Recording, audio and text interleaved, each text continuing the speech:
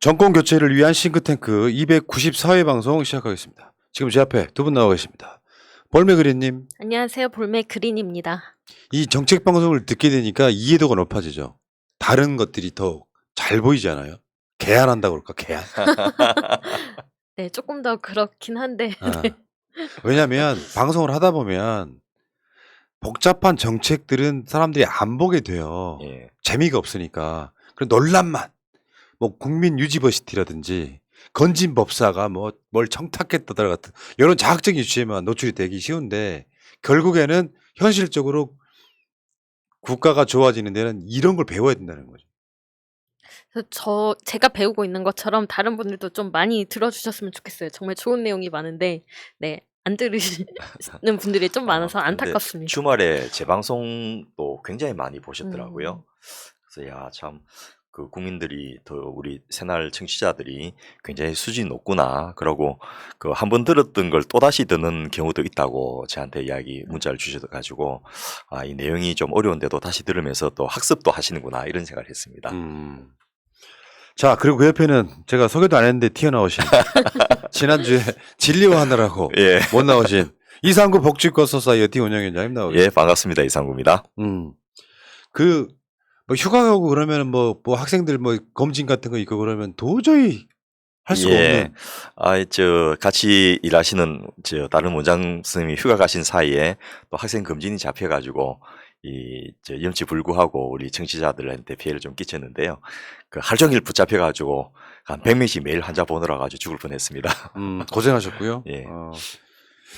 자, 여러분 복지과 소사이어티 후원 좀 부탁드리겠습니다. 02-3272-2353 전화를 하시면은 후원하실 수 있어요. 뭐 많은 후원을 해달라는 게 아니고 한 달에 한 10,000원 정도씩만 해주면 십시일반 되면 이제 복지과 소사이어티가 유지되는, 그러니까 정책만 개발하는 것이 아니고요. 세미나라든지 굉장히 많은 뭘 발간한다든지 하는 걸 하고 있는데 의사 하시랴 이거 하시랴 진짜.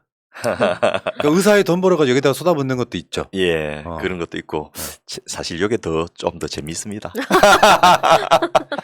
그럼 의사 저한테 주시면 안 돼요? 볼메 그린님이 저 이상구 운영위원장한테 의사 달라고 그러세요, 면허증. 허위 경력 같은 걸 의사해. 저는 그렇게 돋보이고 싶지 않습니다. 자, 복지과 소사이어티 좀 도와주십시오. 급신급신. 예.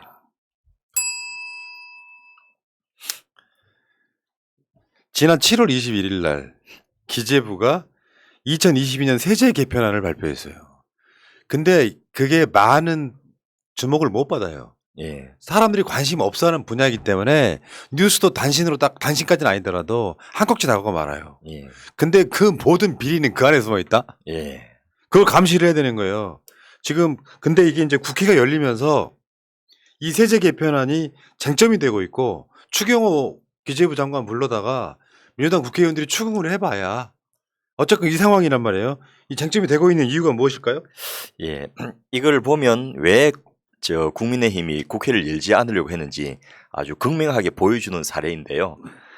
요거 발표할 때까지만 해도 이제 야당이 없으니까 자기들끼리 꿍짝꿍짝하고 발표하고는 퉁치고 이렇게 하려고 했다가 국회가 열리니까 이제 드디어 이 내용을 가지고 왜 그랬느냐, 도대체 무슨 효과 있느냐, 또 그것이 실제로 국민들에게 도움이 되느냐, 경제에 어떤 영향을 미치냐 이런 걸 따지니까 언론들도 이제 안 쓸 수 없게 된.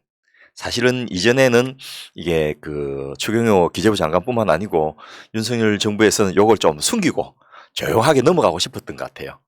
그런데 국회가 열리니까 도저히 숨길 수 없게 되고 국회에서 쟁점이 되니까 또 언론도 따라서 보도를 하게 되는 이런 상황이 있기 때문에 우리가 야당의 중요성, 민주당의 역할이 뭔지 좀 다시 한번 깨닫게 되는 계기가 됐던 것 같습니다. 그때요, 제가 경악했던 거 있잖아요.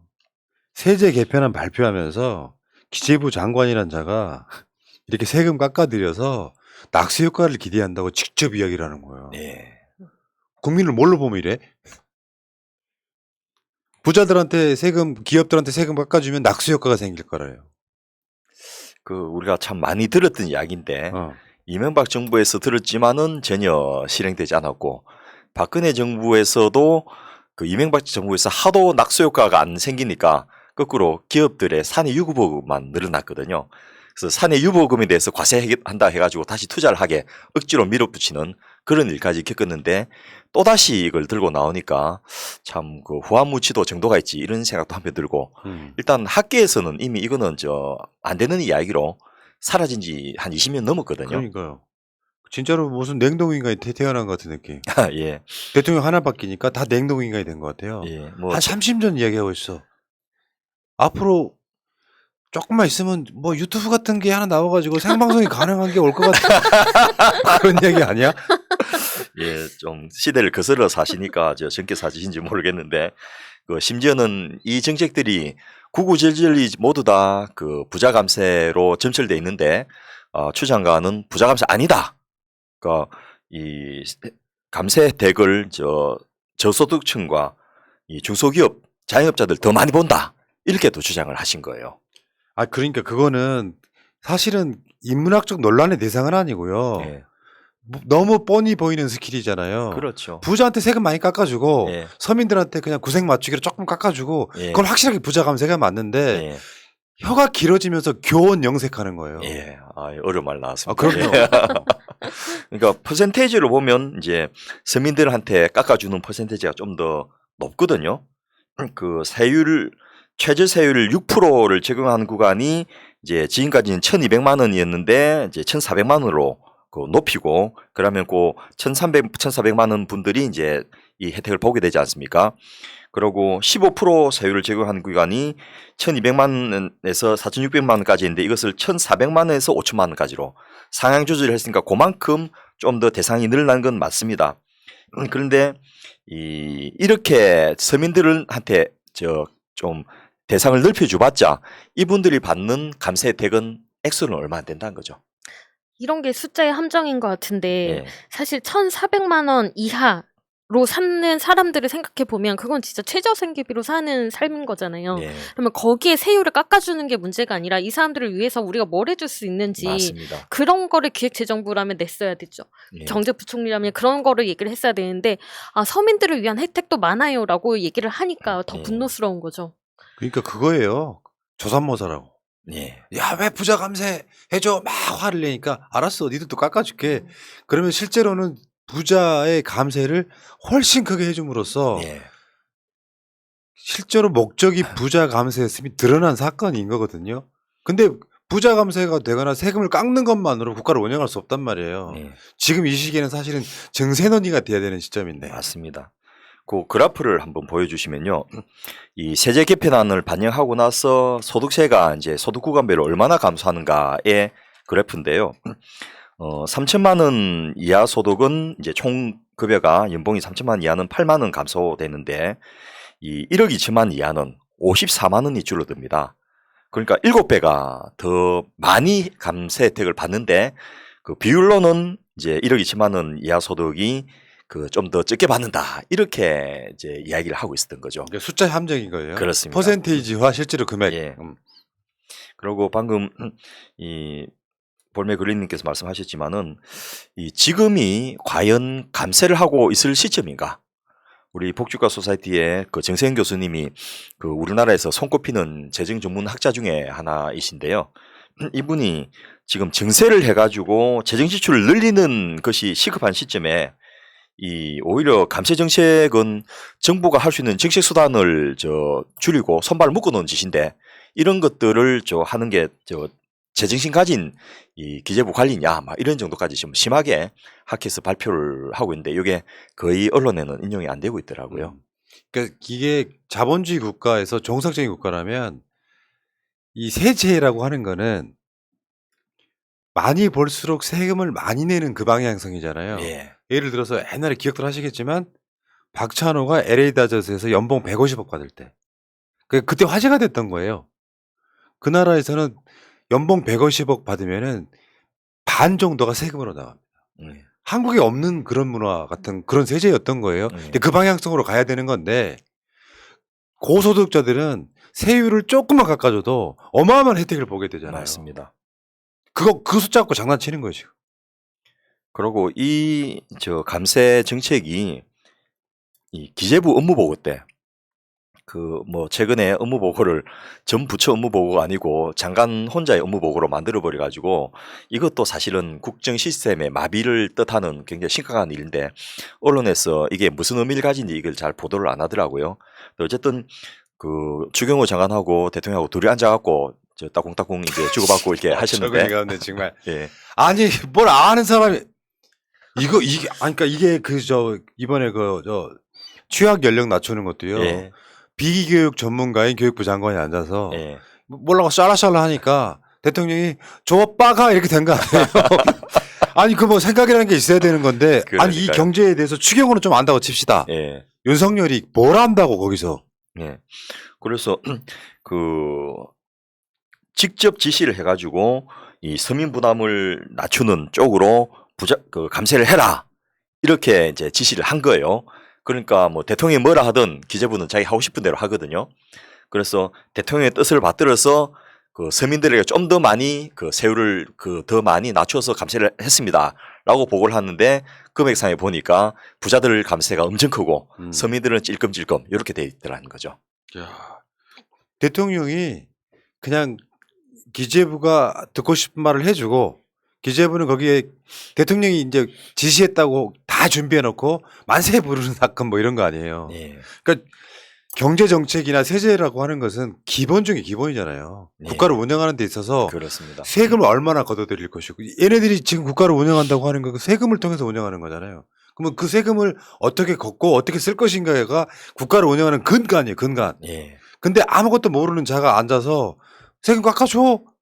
그러면 그 후에 벌어지는 후폭풍은 상상도 못하는 정도로 큰 거거든요. 예. 이게 말이 되냐고. 그리고 이런 저 의미가 제대로 보도가 안 되고 있고 이 깎아준 것에 대한 혜택은 아주 극소수의 대기업과 초고소득자들이 보는데 이 깎아줌으로써 감소된 이 60조 원에 이를 것으로 추정되는 이 금액을 메꾸는 거는 서민들이 이제 몸을 때우든지 그동안 받던 혜택을 못 받든지 이 두 가지로 지금 피해를 보게 되는 그런 상황인데 이런 것에 대해서 뭐 일부 언론 보도가 없는 것은 아니지만은 제대로 문제의 심각성이 다뤄지지 않은 것이 굉장히 큰 문제, 더 큰 문제인 것 같습니다. 저번에 우리가 그 법인세 감면에 예. 상위 80개 기업의 혜택이 집중됐다. 예, 그 기업의 숫자로만 따지면 0몇 % 정도밖에 안 되는 그렇습니다. 거잖아요. 예. 근데 이번에도 대기업 감세죠. 예. 그런데 그 기재부는 또 똑같은 논리로 아까 소득세 감소와 똑같이 이 중소기업하고 중견기업이 더 많이 혜택을 본다. 왜냐하면 이 세금 감소율만 보면 중소기업하고 중견기업이 12%인데 대기업은 10%니까 훨씬 더 많이 이제 중소기업이 이득을 본다라고 하지만은 금액 면에서는 대기업이 4조 1천억인데 중소기업, 중견기업까지 합친 겁니다. 중견기업이 어떤 건지 아시죠? 그 대기업 되기 직전까지 다 중견기업이 포함하기 예. 때문에 사실 이걸 저 아래쪽에 넣는 게 아니고 위쪽에 넣어야 되는 건데 어쨌든 그 분류에 따르더라도 저 2조 4천억밖에 안 되니까 2배 가까이가 대기업에 집중돼 있다는 겁니다. 그러니까 대기업의 숫자는 몇 개 안 돼. 예.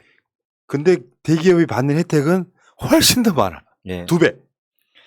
그리고 이 세목별로 보면 법인세가 6조 8천억 줄어들어서 전체 세수 감소분의 반 이상입니다. 그래서 이 법인세를 내야 되는 기업들 중에서도 법인세 내는 기업이 많지는 않거든요. 그 기업들 특히 그 중에서 이 대기업들이 제일 큰 혜택을 보고 그 다음에 소득세 감소분이 2조 5천억인데요.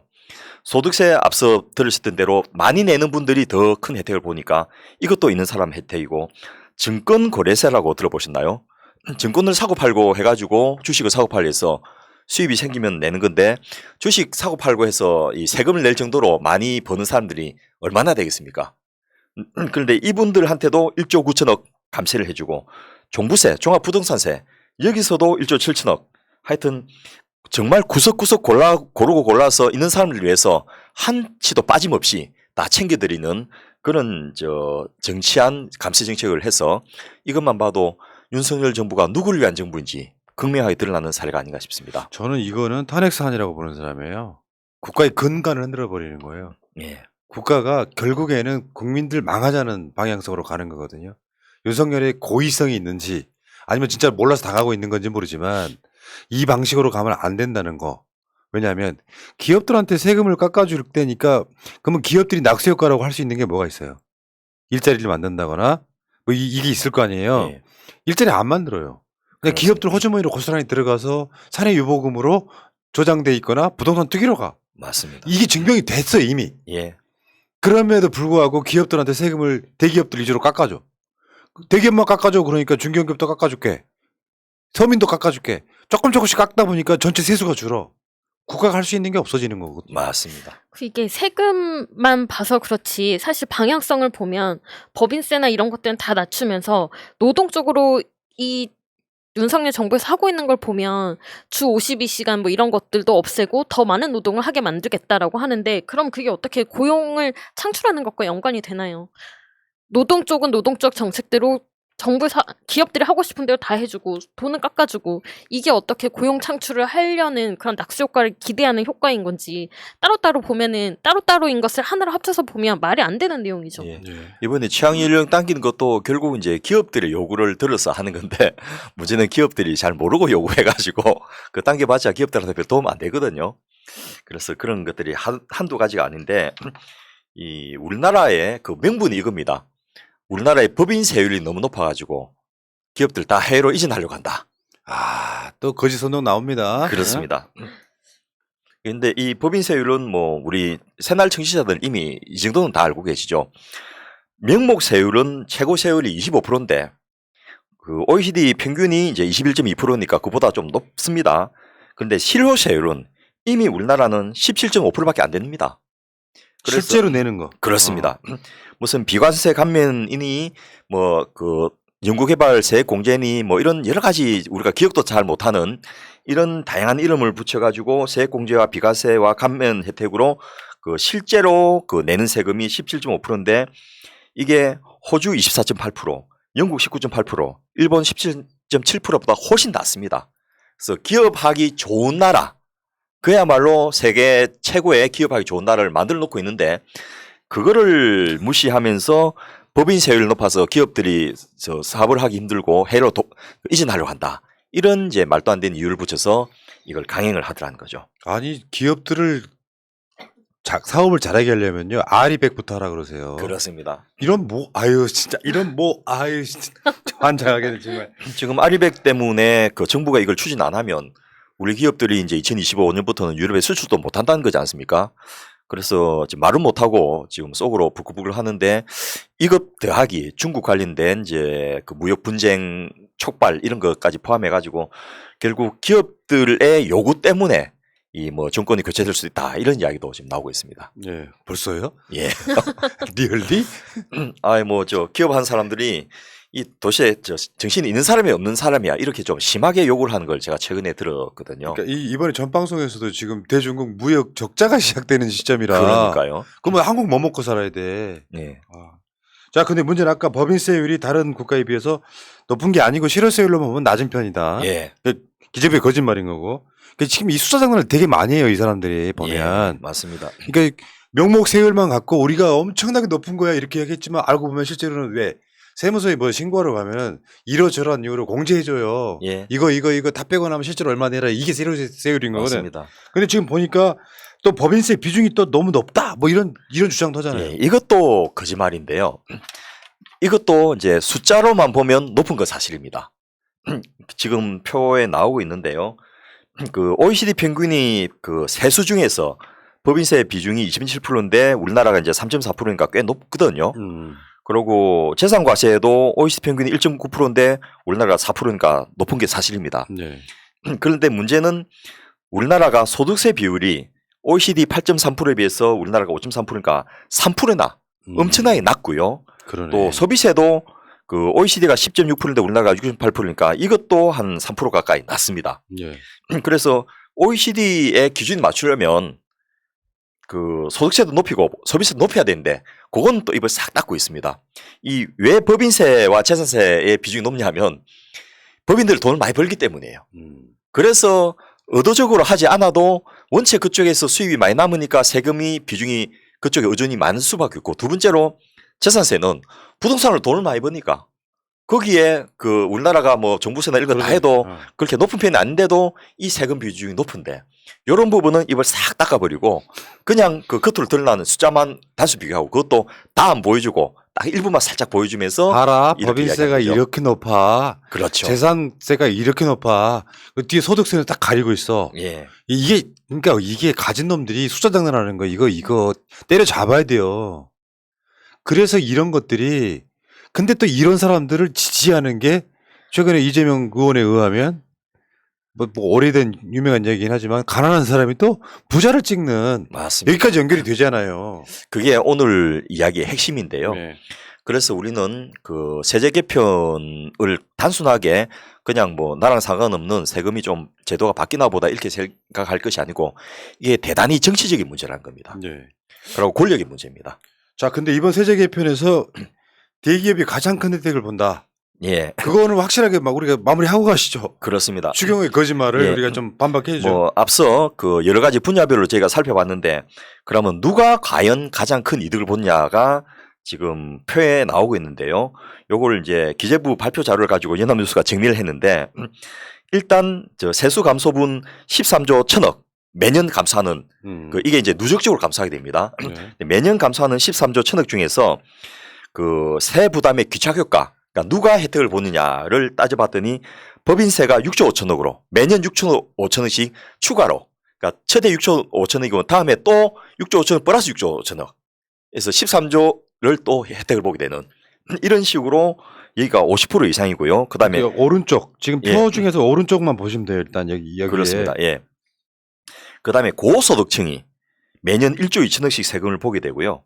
서민과 중산층은 모두 합쳐서 인구 숫자로 보면 훨씬 더 많지 않습니까? 모두 합쳐서 2조 2천억밖에 안 됩니다. 야, 서민 중상층이라고 하면 우리나라 인구가 한 5천만 중에 한 4천만 정도는 되지 않을까요? 4천만은 뭡니까? 이 4,800만 정도. 좀 심하다 이거. 그러네 아니야. 4,800만이 뭡니까? 4,900만 정도. 그렇습니다. 예. 100만 정도만 빼고는 다 서민 중상층 예. 거기에 포함되는 거잖아요. 예. 네, 인구당으로 나누면은 사실 엄청 적은 금액이 되겠네요. 그렇습니다. 예, 아주 정확한 지적이신데 하여튼 그 법인세를 내는 기업들이 얼마 안 되고 그중에 그 많이 내는 기업들은 80개 이하인데 이분들이 한 매년 6조 원씩 그것도 누적적으로 가져가시고 이 전체 4,900만 보다 더 많은 지금 우리나라가 5,100만에서 이제 줄어들기 시작했지 않습니까?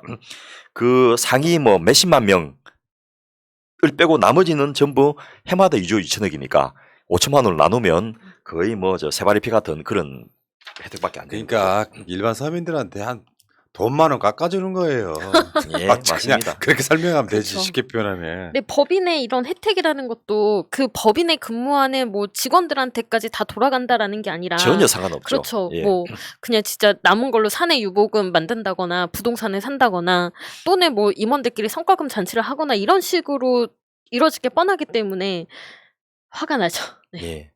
그리고 이렇게 또 기재부가 발표하면 이 정부 출연 연구기관, 국제연구기관은 또 알아서 관련 자료를 쫙 내놓습니다. 그리고 이 문재인 정부 하에서도 이 기관들은 자기의 소신을 굽히지 않았거든요. 계속해서 이 기업 투자, 그 세금 감면으로 기업 투자 확대하고 일자리를 창출하고 경제 성장된다. 이런 식의 주장을 하면서 이 2016년 KDI 보고서나 2017년 조세재정연구원 보고서에는 뭐라고 썼냐면 법인세 실효세율을 1%를 낮추면 투자율은 0.2%가 늘고 법인세를 3%로 인상하면 투자는 0.7% 감소한다. 이런 식으로 이야기했는데 이거는 자기 주장이에요. 근데 이 주장대로 안 되고 있는데 끊임없이 이 주장을 반복하고 있고 여기서 이렇게 발표하면 또 한국경제연구원 정경련 산하연구원에서는 또 여러 가지 숫자를 짜집게 해갖고 이걸 또 부풀립니다. 그러니까 이놈들이 또 KDI 같은 데서는 저 지역화폐 효과 없다 같은 또 말도 안 되는 주장을 또 하죠. 예. 그러니까 여기 대기업들 세금 깎아주니까 효과가 있다. 예. 아유. 그런데 이제 그 심지어 공무원들도 하는 말이 아니, 세금을 깎아주면 세수 감소 효과는 분명한데 이건 확실하게 이제 비율을 낮춰버리는 거니까 그런데 투자 확대하는 것은 어음도 아니고 보증수표도 아니고 그냥 그 구두 약속이라는 거죠. 그래서 경기 침체기에 그 취약계층을 지원하고 또 적극적으로 일자리를 만들 수 있는 정부의 정책 수단을 포기하는 짓인데 왜 이런 짓을 한지 모르겠다라는 게 또 이 기재부의 하급 공무원들이 저한테 한 말입니다. 그러면 그 기업이 투자 확대를 약속하거나 예. 어떤 그 인력 채용을 하겠다라는 거를 약속한 기업에 한해서만 세금을 깎아주거나 이렇게 하면 안 되는 건가요? 그래서 이제 그 서울대 경제학부의 이중구 교수님이 우리나라에서 아주 오래되고 유명한 이 재정 전문가이신데 이분이 법인세 인하 내용을 담은 새 정부 경제정책 방향에 대해서 이제 코멘트를 뭐라고 썼냐면 법인세율 인하가 투자 증가에 기여했다는 연구 결과는 저희가 수십 년 동안 공부해봤지만 찾아볼 수 없었다. 그리고 투자세 공제제도, 그러니까 투자를 하면 그 부분만큼을 세금을 들어주겠다라고 한 것도 효과가 없었다. 그래서 이론만 있지 실체적인 데이터가 하나도 없는 주장이다. 이렇게 이야기를 했고요. 서울대 행정대학원의 박상인 교수님은 이제 좀 이분이 굉장히 진보적인 분이신데 기업 투자는 경기 흐름이나 유인 창출이 가능성이 있을 때만 하는 거지 법인세 깎아준다든지 뭐 이런 거로 움직이지 않는다. 특히나 지금 세계적인 경기 침체의 불확실성이 높은 상황에서 세금 아무리 깎아줘도 이 투자 확대나 일자리 창출을 안 할 것이다. 오히려 그 깎아줄 돈으로 정부가 나서서 이 직접 투자를 하고 또 정부가 나서 직접적인 일자리를 만드는 것이 훨씬 더 효과적이고 분명한 그 이펙트가 있다. 이런 주장을 하고 있습니다. 네, 정확하게 표현하면 대국민 사기입니다 이게. 예. 아니 미국 같은 자본주의 국가에서도 코로나 이 시국에 대한민국 1년 예산보다 많은 돈을 푼 이유가 이건데 예. 기업들한테 세금을 깎아주느라고 일반 중소기업과 서민들 세금을 깎아주다 보니 국가가 쓸 수 있는 돈이 없어서 그래놓고 이것들은 대국민 사기를 어떻게 치느냐.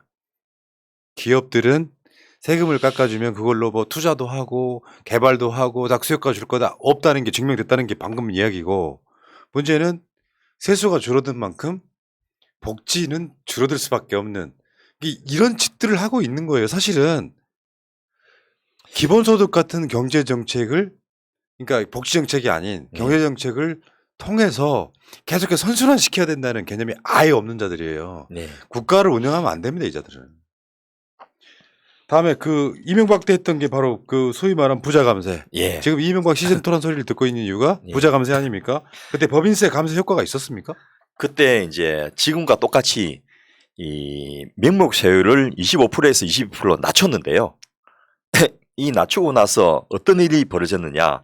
그때 말로는 대기업이 잘 되면 중소기업도 잘 되고 경제 전반에 긍정의 효과가 있을 것이다. 이렇게 이야기했는데 2009년도부터 20대 대기업의 사내 유보금이 322조에서 588조로 2배 늘었습니다.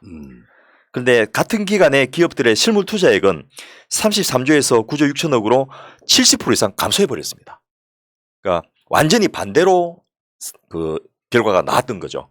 이게 그 정부 그 산하 연구소가 아니고 국회 예산정책처가 실물 데이터를 갖고서 분석한 발표 자료입니다. 그러면 이번에도 사내 유보금이 늘어날 거라는 전망이 가능한데 또 여기에 대한 여기에 세금 매기는 건 또 폐지하겠다고 했잖아요. 예, 박근혜 정부 하에서는 하도 사내 유보금 늘어났는데 투자를 안 하고 있으니까 이 답답해서 이 기업 소득 환류 세제 이게 뭐냐면 사내 유보금 많이 갖고 있으면 세금을 때려버리겠다. 이렇게 하고 그때 막 기업들이 엄청나게 반발했지 않습니까? 이거까지 시행을 했는데 방금 말씀하신 대로 이것도 이제 없애버리겠다라고 추진을 하고 있습니다. 그러면 제가 재벌 기업이라고 하더라도 그러면 그렇게 깎은 걸로 이렇게 사내 유보금 만들지 세금도 안 내는데 예. 어떻게 제가 뭐 이렇게 사람들 채용하고 이런 거를 하겠습니까? 그러니까 실제로 세금을 깎아주는 자들은 낙수 효과를 기대하고 깎아주는 게 아니에요. 예. 자기 이득인 거예요.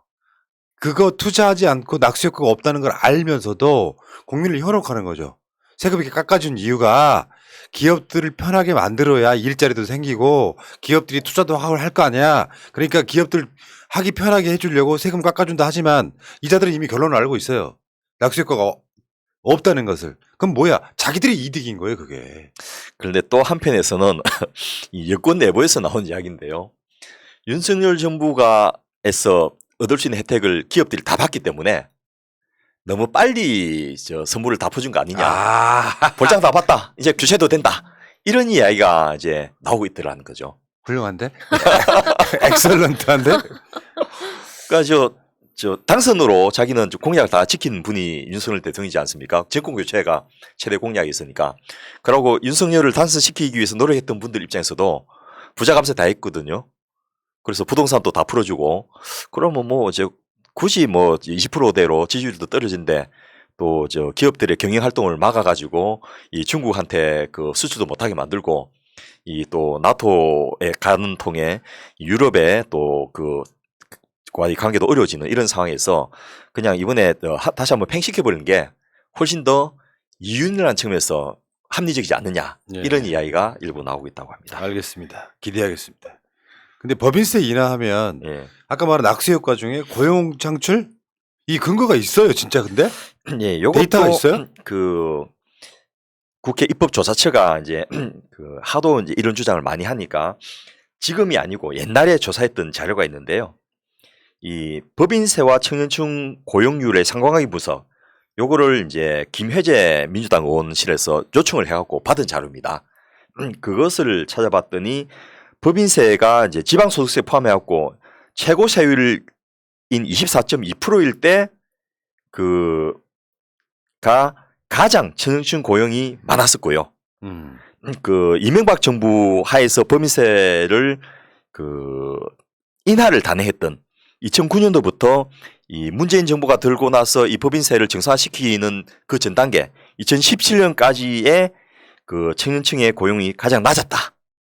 그러니까 완전히 그 반대의 현상이 벌어졌다라는 것을 객관적인 팩트로 이렇게 발표를 했습니다. 그러니까 정상적으로 세금을 걷되 예, 그 세금을 걷어서 정부가 일자리 만드는 것이 가장 효과적이다 그런 이야기죠. 예. 그래서 실제로 이제 2018년에 문재인 정부가 집권하고 나서 바로 그 17년은 그 당선된 해고 그 다음 해에부터 정부가 최고 세율을 27.5%로 올렸는데 그때부터 청년 고용률이 오히려 42.7%로 상승하더라.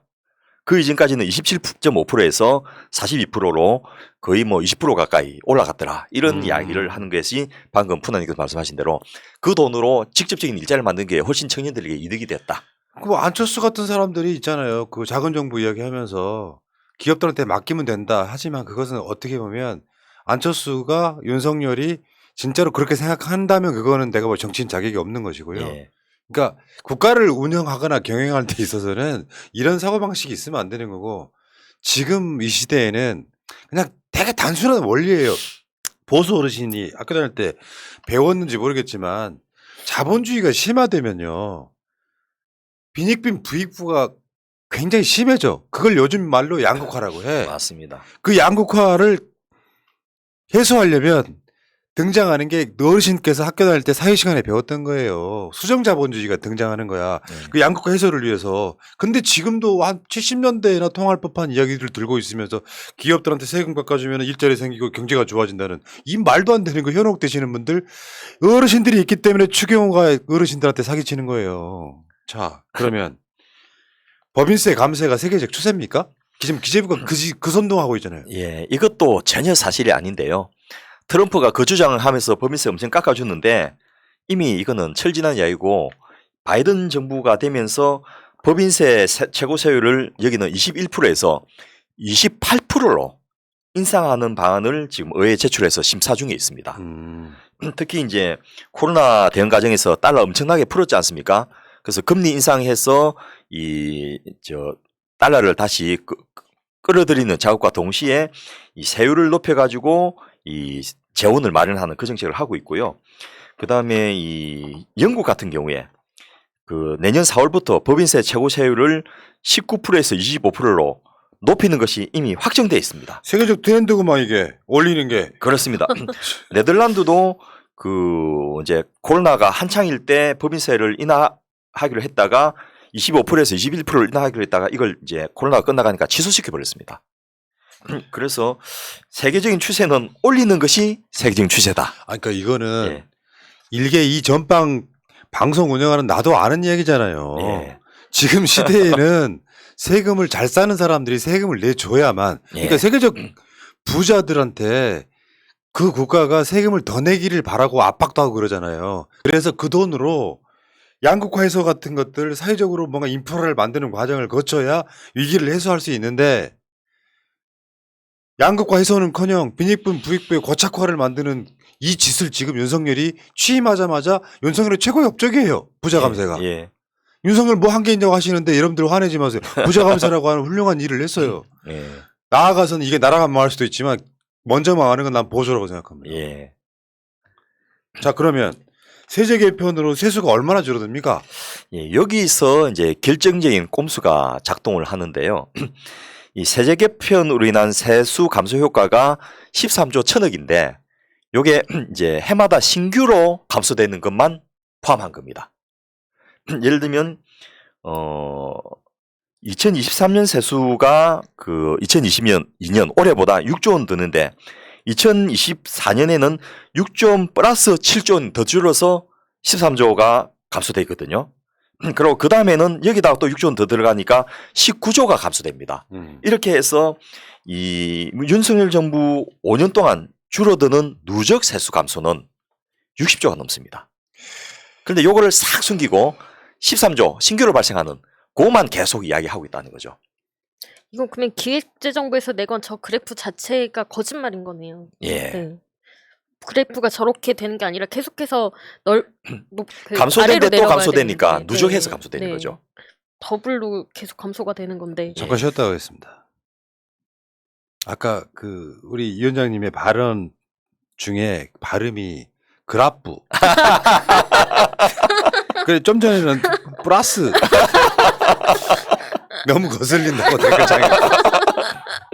우리 동네에서는 그래도 다 알아듣는데. 좀 편하게 해주시면 안 돼요? 예, 예. 그라프. 예. 계속하겠습니다. 예. 그런데 이제 이렇게 뭐 저 60조 감소되는 이런 것도 큰 문제지만은 더 큰 문제가 이제 푸나님께서 말씀하셨던 정부의 대응 능력이 이제는 결정적으로 줄어들게 된다는 거죠. 이 지금 다가오고 있는 경제 위기 이미 일부 왔지만 앞으로 더 크게 올 이 경제 위기가 이제 복합 경제 위기라 합니다. 외부적인 요소, 내부적인 요소, 또 코로나 극복하면서 그 반등해야 될 것들이 안 되는 것 때문에 생긴 요소 이런 거 여러 가지가 있는데요. 이 세금의 그 역할을 사람들은 보통 그냥 저 있는 사람 거 걷어갖고 없는 사람 나눠준다. 이렇게 단순하게 생각하는데 그런 것만이 아니거든요. 첫째는 소득 재분배 효과입니다. 그렇죠. 왜냐하면 있는 사람들이 수입이 더 많아도 소비를 늘어난 수입만큼 더 늘지 않습니다. 그래서 세금으로 걷어가지고 세전소득과 세후소득의 그 차이를 줄여주는 것이 세금의 역할 중에 하나고요. 그렇게 그 양극화, 소득 양극화를 줄여주는 것 더하기 그렇게 걷은 세금으로 뭐 복지 확대만 쓰는 것이 아니고 신규 투자를 할 수 있게 한다는 거죠. 그래서 아까 이 아주 좋은 예로 기본소득 언급을 하시지만은 지금 재벌 대기업들이 주로 혜택 보는 것들이 정부의 R&D 연구개발입니다. 그렇죠. 이번에 그 누리호 발사를 해서 세계적인 이 수준으로 우리나라가 이제 인공위성을 자체적으로 띄우는 기술을 갖게 된 것도 정부가 20년, 30년 꾸준히 계속해서 투자를 했기 때문이고 이 돈이 결국 세금으로 만들어진 돈이거든요. 또 이번에 그 K-21을 거의 이제 수출을 하는 수준까지 만들어서 세계에서 7번째로 초음속 그 전투기를 만들어내는 나라가 되었는데 이게 엄청나게 큰 자랑이거든요.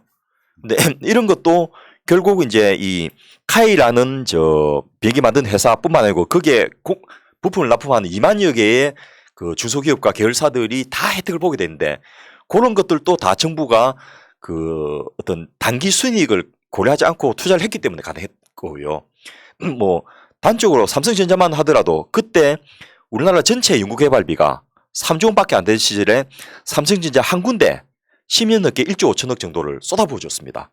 그래서 삼성전자는 사실은 그 뭐 이건희가 잘해서라는 부분이 없는 건 아니겠지만은 국민들 세금으로 키운 기업이거든요. SK는 안 그렇습니까? 그렇습니다. 국민 세금으로 키웠지. 그런데 그것을 사회화해가지고 자기 거로 만드는 그런 식으로 해서 편법 증여를 하고 뭐 이런 것들이 이제 문제가 되는 건데 이런 여력들이 사실은 세금을 통해서 나오는 거거든요. 그래서 세금을 무슨 저 복지 확대의 재원이다 이렇게만 생각할 것이 아니고 필요한 곳에 가장 어려운 쪽에 돈을 주면 이게 소비 성향이 높기 때문에 경제의 선순환에 굉장히 기여를 할 수 있다는 그런 측면에서도 경제 정책으로 세금 정책은 대단히 중요한데 있는 사람들 자꾸 깎아줘봤자 이게 앞서 말씀드렸던 대로 사내 유보금을 쌓이고 자기 통장 잔고로 쌓이지 경제 활성화나 내수 진작이나 그 신규 투자로는 연결이 잘 안 되더라는 겁니다. 그 자본주의 국가에서 세금은 가장 중요한 것이고 자본주의 국가에서는 돈을 많이 버는 사람만큼 세금을 더 퍼센테이지를 많이 내는 게 정상적이에요. 왜냐하면 세금은 좀 더 정확히 말하면 공동체 유지 비용이거든요. 예. 왜냐 기업이라는 게 잘 생각해 보면 내가 삼성의 고객이에요. 내가 현대의 고객이고 그 기업들은 국민들이 없으면 일단은 돈을 벌 수가 없습니다. 예. 그게 이제 해외로 나가면 해외에 돈을 벌어오는 것이겠지만 그러면 그 사람들이 건강한 삶을 유지할 수 있도록 자기들이 투자하는 측면이 있어야 되는 거예요. 그게 세금이라는 이름으로 걷어가는 거거든. 근데 세금으로 혜택을 본 자들이 그 세금을 어떻게든지 깎으려고 그래. 그 민원을 윤석열이나 추경호 같은 자들이 들어주는 시스템인 거예요. 예. 이건 가장 멍청한 짓인 거죠. 그래서 계속 이야기 나오잖아요. 세계적 부호들은 코로나 시국에 어마어마한 세금을 내라라고 압박하는 이유가 그런 것들이거든요. 남들 다 돈 못 벌 때 이자들은 돈을 벌었단 말이에요. 근데 공동체가 유지가 안 되면 이 화성 가서 사업할 거야? 이런 멍청한 새끼들이 있나? 자본주의가 가장 발달된 이 서구에서 북유럽이 가장 조세 부담률이 높고요.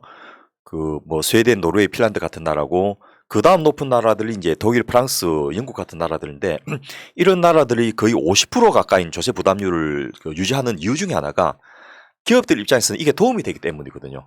경제의 선순환에 세금이 기여하기 때문에 이걸 국가 시스템으로 합의를 가지고 있는 건데 가계와 기업들 사이의 완충 역할, 그래서 어느 한쪽이 힘들 때 그것을 도와준 역할이 바로 정부의 재정의 역할이고 그 재정의 재원이 바로 세금인데 이 정부가 운영하는 이 재정이라는 재원을 첫째 윤석열 정부에서는 재정 준칙이라는 이름으로 안 쓰는 쪽으로 소위 말해서 손발 다 묶어 놓고 글로벌 시장에서 경쟁하겠다.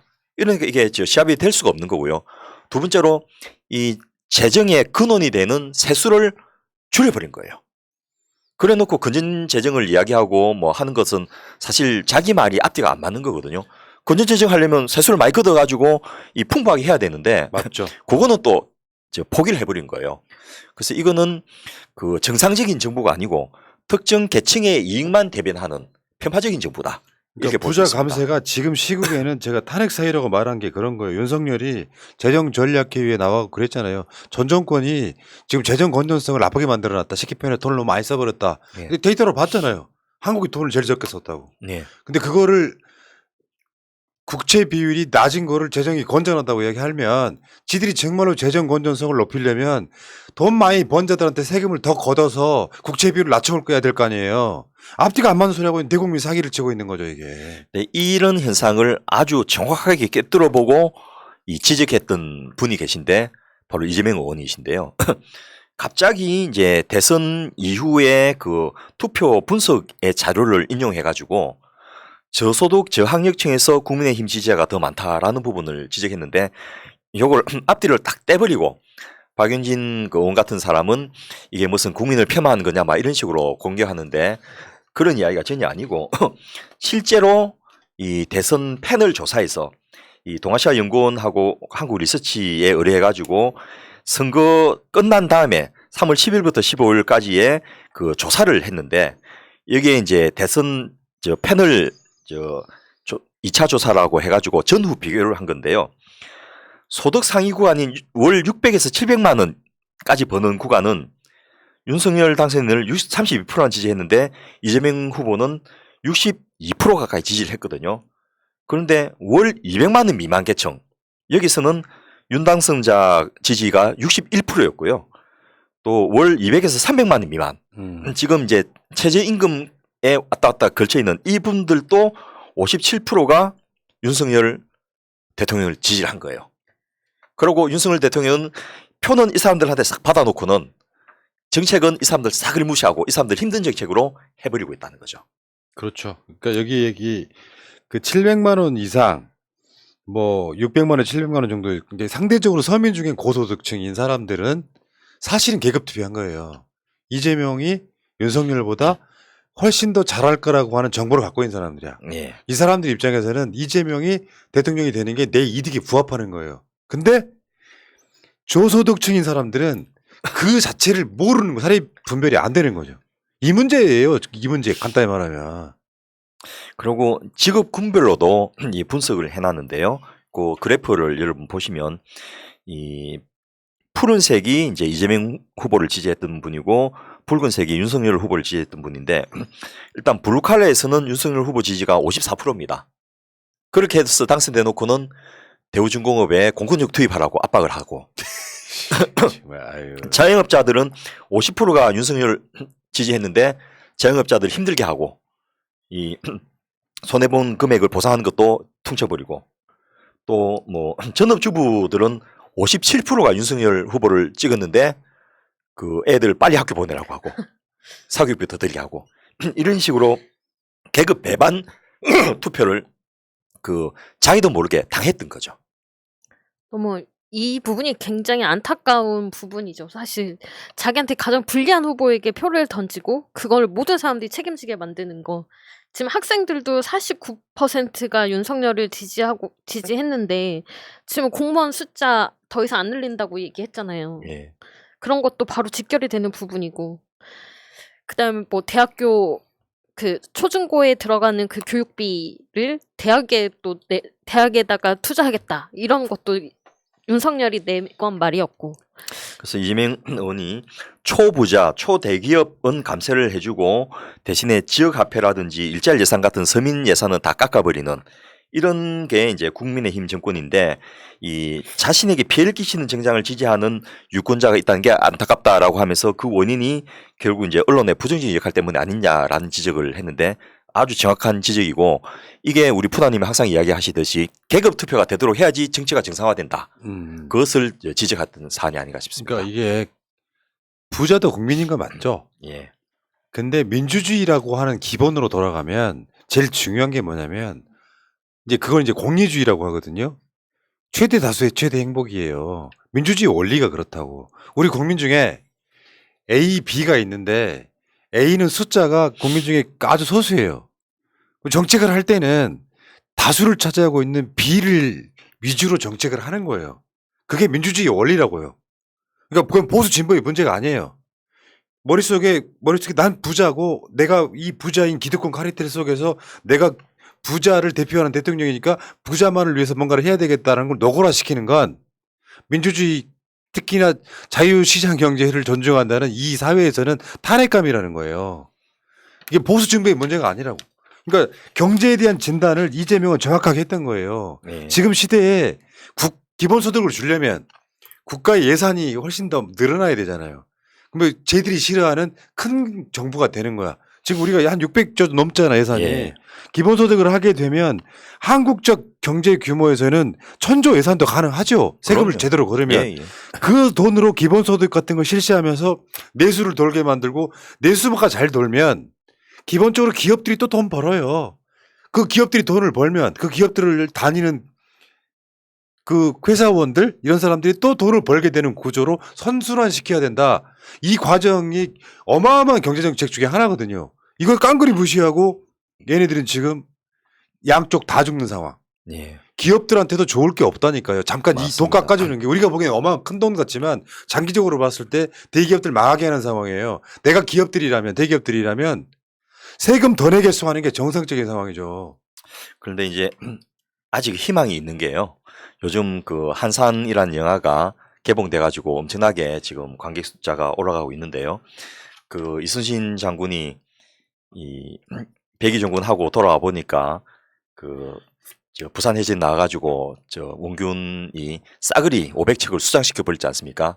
그래서 그냥 포기하고 권율 대원수가 그냥 저 육군으로 돌아와서 내 밑에서 싸우자 이렇게 했더니 신유 12척, 저에게는 아직 12척 배가 남아 있습니다. 이런 이야기 했는데 지금 우리 국민들에게 남은 12척 배와 같은 존재가 바로 이재명 의원이 아닌가 싶은데요. 왜냐하면 이 부자 감세 법안들이 무려 내국세 15개, 관세 3개까지 18개가 전부 법률 개정 대상입니다.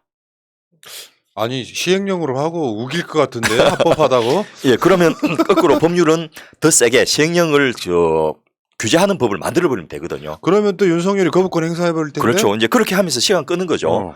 근데 어쨌든 그 국세기본법, 소득세법, 법인세법, 상속세 및 증여세법, 부가가치세법, 뭐 개별 소비세법, 주세법, 농어촌 특별세법 뭐 이렇게 굉장히 많은 이런 법안을 다 고쳐야지 이게 실현 가능하기 때문에 일단 민주당이 국회에서 시간을 좀 벌어주는 걸 해야 되고요. 두 번째로 이 부자 감세를 무력화시킬 수 있는 증세 법안들을 좀 내걸어서 국민들에게 이걸 이슈화시키는 게 중요하고 그 방법이 바로 이 계급 이 세금으로 어떻게 나타난지를 분명하게 연결시켜주는 그런 게 아닌가 싶고 이번에 투표 성향을 가지고 일부 이제 그 단초를 열었습니다만은 이런 부분을 좀 더 구체화해서 누가 얼마만큼 이득을 보고 누가 얼마만큼 더 손해를 보냐를 드러내면 결국 국민들이 현명한 선택을 할 수밖에 없지 않겠나 싶습니다. 지금 상황은요. 내가 보기엔 딱 그래요. 윤석열 지지율이 28%좀 돼. 예, 그럼 그 지지하는 사람 중에 아주 극히 숫자로 부자가 있고요. 예, 부자라고 다 윤석열 지지하는 거 아니에요. 사회가 건강했다고 생각하는 진짜 부자들도 있어요. 그리고 부자 감세란 말이 무슨 말인지 정확히 모르는 사람들이 다수인 거예요. 이 사람들은 정상적인 여론이라고 보기도 어렵습니다. 그러니까 생각이 있거나 정보가 있는 사람들은 윤석열 자체가 대통령으로서 아까 그 이야기 했잖아요. 아주 잘못하고 있다가 60% 가까워지는 건 이것은 불행 자체가 지금 시작된 거죠. 현실적으로 봤을 때. 어떤 것도 윤석열이 하면 정책 이거 추진 못 시키고요. 경찰국 설치가 위법하지 않다고 우기는 걸로 보아서 이것도 시행령으로 다 할 것 같다는 얘기예요. 예. 뭐 그렇게 해서 이제 입법 전쟁을 치를 수밖에 없고 그 경찰들이 이제 집단 그 행동을 하려 하다가 그 무산시켰던 이유 중에 하나가 그렇게 해서 계란으로 바위치기를 하기보다는 정상적인 우리 정치 과정에서 국회에서 막아달라라는 하소연과 요청을 한 거거든요. 그러면 이제 그 책임을 그 떠안은 민주당이 그 역할을 해야만 되는 거죠. 전 지금 언론도 그렇고 민주당이 적극적으로 왜랑 어떻게를 질문해야 된다고 생각합니다. 이렇게 예. 깎아주는 세금이 이렇게나 많은데 그 부족한 비용은 도대체 어디에서 어떻게 깎을 것이 아니 그 부족한 거는 어디에서 없앨 것인지 어떤 거를 없애서 이 금액을 막을 것인지 거기에 대해서 일단 물어봐야죠. 그러면 어떤 복지가 줄어드는 건지 어떤 투자가 줄어드는 건지 이 값이 나오잖아요. 그러면 네. 거기에 대해서 국민들이 과연 동의를 할 것인가 이거에 대한 국민적 공감을 얻어야 되는데 그냥 깎아만 줄게만 있고 우리는 어떻게 할 거야라는 방향성이 없으니까 네. 더 동의가 안 되는 거죠. 이게 이제 사실 복지에 관련된 또 고도의 작전 갈라치기가 동원이 됩니다. 맞습니다. 그러니까 일반 맘들은요. 계속 복지에 대한 이미지를 나쁘게 교육받아온 사람들이에요. 어떤 사람은 자식이 의사인데 지금 정부 지원을 많이 받아가지고 자가용타하고 다니는데 뭐 무슨 대상자라더라 이런 얘기 있잖아요. 예. 극히 일부 있기는 해요. 예. 근데 거기에 복지라는 이미지를 나쁘게 만들기 시작하면 전체적으로 국가가 할 일을 줄여주면서 부자 감세에 효과적으로 작동하게 되는 요소로 쓰여요. 뭐 복지 안 받아도 되지. 나보다 더 잘 사는 사람인데 정부 지원받고 있더라 이런 이야기를 광범위하게 돌리는 것도 사실 그 세력들의 역할 중에 하나예요. 그러니까 복지를 하겠다는 복지가 가난한 사람한테 뭐 마음을 도움을 많이 준다가 복지가 아니고요. 잘 사는 사람이든 못 사는 사람이든 인간다운 삶을 영위할 수 있게 만들어 주자가 복지예요. 그러니까 왜 중산층인 사람들도 사교육비 많이 든다고 난리를 치는 그런 걸 없애야 복지국가가 되는 건데 복지의 단계를 못 사는 사람들한테 윤석열 표현대로 두텁게 주는 게 복지라고 착각하는 마인드를 버려야 된다는 거예요. 우리 같은 보통 사람들이 태어나서 죽을 때까지 기본적으로 먹고 입고 자고 하는 것들 교육받는 것까지는 국가가 해줘야 되는데 거기까지 못 올라왔잖아요. 좀 전에 말했던 그 정도 올라온 나라가 북유럽 국가 정도 되는 거잖아요. 근데 미국은 어떻게 갔냐고 자본주의 국가인데 미국은 없으면 완전히 양극화가 심해져가지고 폭동이 일어나는 나라란 말이에요. 그걸 닮아가려고 이 지랄 하는 거 아닙니까? 그러니까 이게 정권이 바뀌었다 그래서 방향성이 바뀌는 거 있잖아요. 이걸 어떻게든 전 막아야 된다고 생각해요. 법을 통해서 막아야 된다고 생각해요. 예. 저는 오세훈 시장이 리틀 윤석열이라고 생각이 드는데 안심소득이라는 거 만들면서 500명만 선정해서 네, 어떤 제비뽑기식으로 500명을 선정해서 안심소득을 시범 운영하겠다라고 하면서 지금 시작이 됐고 그다음에 이번에 소상공인들 중에서 폐업한 사람들에게 300만 원의 지원금을 줬는데 그 폐업한 모든 사람들에게 준 게 아니라 선착순 300명에게 줬거든요. 이런 식의 일들이 지방자치에서 이뤄지고 있는데 이런 거는 또 지방자치라고 하면서 보도가 안 되고 안 알려지고 있습니다. 그럼 이 정보를 빠르게 얻는 사람들만 이 혜택을 받는 건데 이런 거를 좀 더 크게 모든 국가에서 우리나라에서 하겠다라는 게 윤석열이 더 악랄하게 하고 있는 거죠. 그 이번에 그 취약 연령 1년 낮추는 거 있잖아요. 네. 그 중에서 가장 큰 문제로 대두되는 게 돌봄이거든요. 예. 그냥 그게 말하면 아이를 낳기만 하면 국가가 키워준다. 그게 이재명 의원이 대선 때 공약이었잖아요. 유치원이나 어린이집이나 초등학교나 돌봄 시간을 딱 6시 정도에 끝낼 수 있게끔 만들겠다. 그러면 그게 말이 쉽지 어마어마한 돈이 투자가 돼야 되고 그렇습니다. 일자리가 생기는 과정이잖아요. 그게 복지예요. 예. 근데 사람들은 복지라는 게 영세민 아파트에 사는 노인을 국가가 도와주는 거 이게 복지라고 착각하는 거예요. 그러면 이 돈이 필요하려고 하면 윤석열의 생각이 있는 사람 같으면 이 돌봄에 이게 확대시키려고 엄청 노력해도 비용이 안 나와가지고 확대를 획기적으로 못하고 있잖아요. 그렇습니다. 그러면 이 부자 감세를 해서 세수가 지금 3년 동안, 4년 동안, 5년 동안 60조가 줄어들면 이건 못한 거거든요. 이게 복지가 줄어드는데도 불구하고 이 위기의식을 못 느낀다는 거죠. 그런 게 복지라고요. 예. 그래서 뭐 그 섭을 지고 불 속을 뛰어든다 이런 표현이 딱 생각나는 시점인데 망하려고 온갖 것들을 정말 골라서 하는구나 막 이런 생각이 들기도 하는데 결국 이게 그냥 넘어가지 않거든요. 혜택을 받는 당사자들 다 있는데 그 사람 걸 뺏어야지 이게 유지되는 그런 것이기 때문에 아마 뭐 최대한 민주당이 맞긴 하겠지만은 이 역시 지지율을 더 떨어뜨리는 그런 그 후과를 나타낼 것이다. 맞습니다. 이렇게 생각이 됩니다. 조국 장관의 SNS에 의하면 그 취약 연령 낮추는 걸로 윤석열 지지율 5%더 떨어질 거라고. 예. 아, 진짜 보유가 그러니까 돌봄 안 해본 거잖아요. 솔직히 말해서. 예. 그 버나드 쇼의 묘비명이 우물쭈물하다가 이렇게 될 줄 알았다잖아요. 저는 나중에 윤석열의 묘비명이 재무담 팠다가 될 거라고 생각이 듭니다. 참고로 버나드 쇼는 영국의 복지국가를 만들었던 그 페이비안 소사이티의 주요 멤버 중에 한 분이었습니다. 아, 그렇습니까? 예. 저는 그 윤석열은 기본적으로 사악하다는 쪽보다는 멍청하다는 쪽이 더 예, 가까워 보이잖아요. 그러니까 맞습니다. 주위에 이용당하는 건 부인부터 시작해가지고 예. 휘둘리고 이용당하는데 본인은 자기가 그 가치관이 맞다고 생각하는 거죠. 예. 아니 세상에 그 취약 아동 그거를 어떻게 교육청이나 뭐 학부모나 교원단체에 한마디 안 물어보고 그거 좋아 빠르게 가라고 이야기할 수 있는 거는 그 캐릭터는 상상을 초월하는 거죠. 선전을 너무 많이 보신 게 아닌가 싶어요. 국가가 뭘 해야 되는지에 대한 기본적인 소양이 전혀 없는 자. 예. 뭐 요즘에 그런 얘기 합디다. 탄핵보다 빠른 방법이 있다고. 자진하야. 아 진짜 심각해요 이거는. 예. 그런 문제가 아니거든요. 국가라는 게.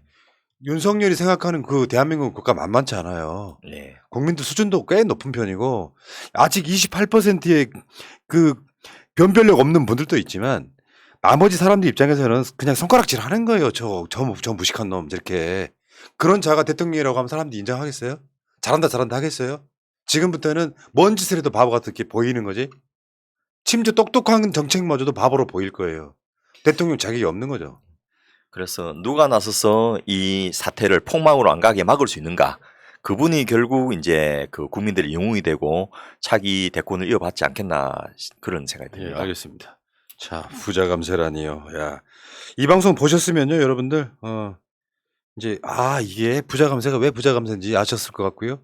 자, 좋아요와 구독 좀 눌러주시고, 자, 오늘도 좋은 방송이었습니다. 또 연일 또 뭐 이 폭염에 또 예. 진료하시느라, 또 복지과 소사이어티 이제 운영하시느라, 예. 또 방송하시느라 인생 무슨 재미로 사세요? 그 오늘 오전에 그 저희 복지과 소사이티 초대 이사장했던 최백모 선생님이 연락을 주셨는데요. 이분이 우리나라 민변 창립자 중에 한 분이시고, 그렇죠. 이 그 문재인 노무현 그 변호사가 젊었을 때 이분을 모시고 민변을 만들고 이렇게 했었거든요. 그리고 초대 법무부 장관을 또 그 요청되고 이렇게 하셨던 분인데 그 은퇴하시고 상당히 오랫동안 이제 쉬고 계셨는데 오늘 전화 와가지고 야, 안 되겠다. 내가 다시 나가야 되겠다 하고 복지고 소사이티 활동을 재개하시겠다고 70 아이고, 넘은 나이에 좀 쉬시질 오죽 못하네. 답답하셨으면 이까지 나오셨는가 이 생각이 들어서 그 좀 참 고맙기도 하고 또 한편 마음에 숙연해지기도 하지만은 그 누가 저 어르신을 저 그 이렇게까지 불러내는가 이런 생각이 들어서 안타까운 마음도 같이 들었었습니다. 예. 정권 재창출을 하면 하루 좀 쉬어볼까 했던 저도 예, 아직도 하루를 못 쉬고 예, 있어요. 아, 다 윤석열 덕이죠, 뭐. 맞습니다. 훌륭하신 우리 각하 덕입니다. 예. 짧고 굵게 갑시다. 예. 자, 여러분 새날 구독 좀 해주시고 다 하셨으면은 물러가셔도 되고요. 새날 오늘은 방송 뒤에 최민희 의원이 좀 아프세요. 아, 그래서 우리 민이 하고 싶은 만 다해 방송을 못 합니다. 이해해 아. 주시고. 자, 새날은 내일 낮 방송에 다시 오겠습니다. 자, 두 분도 고생하셨고요. 예. 물러가겠습니다. 고맙습니다. 감사합니다. 감사합니다. 민주주의 평화 통일 다 죽어간다 이대로는 놔둘 수 없다 자, 다시 한번 해보는 거야. 자, 다시 한번 싸우는 거야. 자, 손 맞잡고 어깨를 걸고 우리 함께 이기는 거야. 자, 다시 한번 해보는 거야. 자, 다시 한번 싸우는 거야. 자, 손 맞잡고 어깨를 걸고 우리 함께 이기는 거야. 자, 다시 한번 해보는 거야. 자, 다시 한번 싸우는 거야. 자, 손 맞잡고 어깨를 걸고 우리 함께 이기는 거야. 자, 다시 한번 해보는 거야. 자, 다시 한번 싸우는 거야. 자, 손 맞잡고